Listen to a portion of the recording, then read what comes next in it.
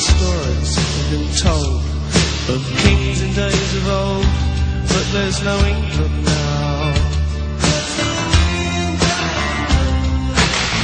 All the wars that were won or lost somehow don't seem to matter very much anymore. All the lies we were told, all the lives of the people running round, their castles are burned. Our eyes see change, but inside we're the same as we ever were. Living on a thin line. Tell me now, what are we supposed to do? Living on a thin line. Tell me now, what are we supposed to do? Living on a thin line. Living this wage, crazy dream. What am I? What are we supposed to do?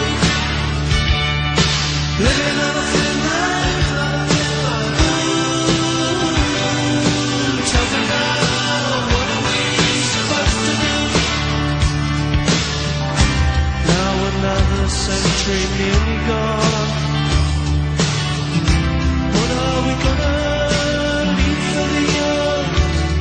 What we couldn't do or what we wouldn't do, it's a crime, but does it matter? Does it matter much? Does it matter much to you? Does it ever really matter? Yes, it really, really matters. Living on a thin line. Ooh, tell me now, what are we supposed to do? Living on a thin line. Ooh, tell me now, what are we supposed to do? Then another leader says, break their hearts and break some heads. Is there nothing we can say or do? Blame the future of the past, always lost in bloody fights. And when they're gone, it's the end. Living on a thin line. Ooh, tell me now, what are we supposed to do? Living on a thin line. Ooh, tell me now, what are we supposed to do? Living on a thin line.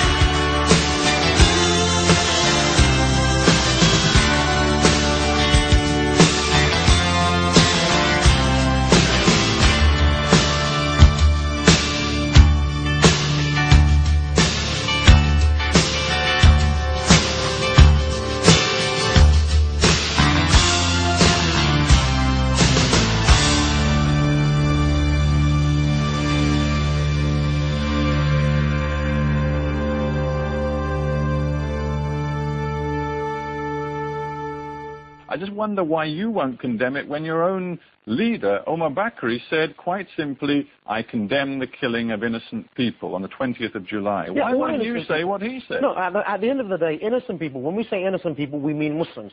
As far as non-Muslims are concerned, they have not accepted Islam. As far as we're concerned, that is a crime against God. I want to be clear about what you're saying. This is very important. You're saying only Muslims can count as innocent people. As far as Muslims are concerned, you're innocent if you are a Muslim, then you're innocent in the eyes of God. If you are non-Muslim, then you're guilty of not believing in God. Yes, there were many victims. You're guilty. Are you seriously suggesting that everybody on those tube trains and on that bus in London on July the 7th was in some way a legitimate target? You don't allow me to answer the question fully, Stephen. You're never going to get to the bottom of it. Let me begin by saying, as a Muslim, you must have allegiance where the Sharia says that you have allegiance. You must hate and love for the sake of Allah. You must praise and dispraise for what the Sharia says, you praise and dispraise. So as a Muslim, I must support my Muslim brothers and sisters, wherever they are in the world. I must have allegiance with them. I must cooperate with them. I must love them.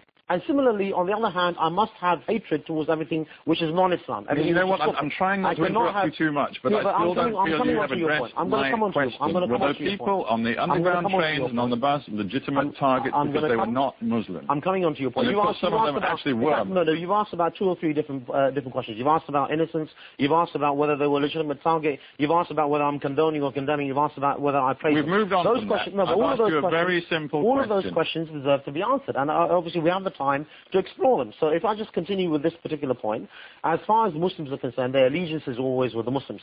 So I will never condemn a Muslim for what he does. Indeed, I must stand with him, whether he's an oppressor or oppressed. Sheikh Bakri declared Britain to be Dar al-Harb, which basically means a land of war, a land where... Britain's always been Dar al-Harb.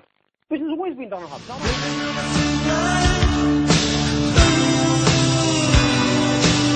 me now, what are we supposed to do?